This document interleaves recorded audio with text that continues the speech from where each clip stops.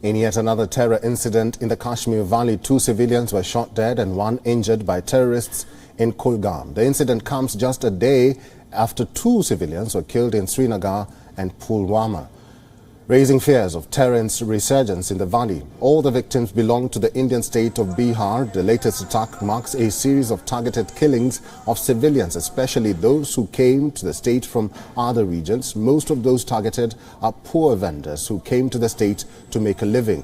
In the last 2 weeks, 11 civilians have been killed in different attacks. Earlier, a school principal and a teacher were killed in Srinagar's Eidgah area. Other victims also include a 68-year-old local businessman and a pharmacist. Earlier, local police have blamed terrorists acting on the explicit instruction of Pakistani agencies. Police say the perpetrators are trying to create an atmosphere of fear with a motive for disrupting communal harmony. The previous attacks have had dual claims of responsibility by terrorist groups, both from the resistance fronts and an offshoot of the Lashkar-e-Taiba group, the Islamic State in Jammu and Kashmir. The resurgence in terror now is being linked to the fall of Afghanistan. The Taliban's takeover has emboldened terrorist groups in Pakistan months after the fall of Kabul.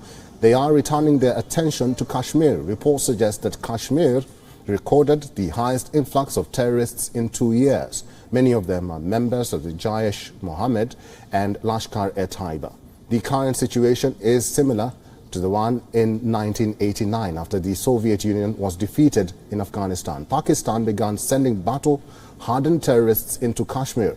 It used the chaos of Afghanistan to create a security nightmare in Kashmir. 2 decades later, history seems to be repeating itself. Our correspondent Idris Lone sent us this report from Srinagar.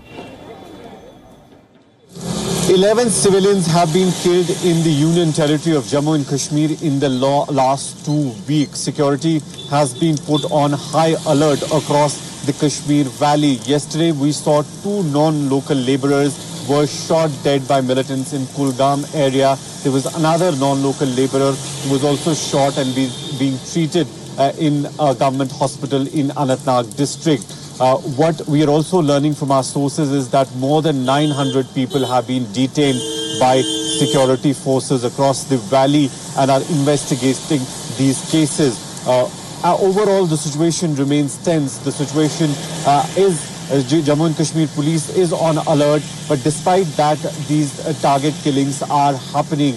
Jammu and Kashmir police has also, we've seen in the past 2 weeks, increased the cordon and search operations across the Kashmir Valley. But despite that, we've seen these attacks taking place. In the last 2 weeks, there have been 13 encounters in the Union territory in which more than a dozen militants have been killed. Idris Lone for WION World is One.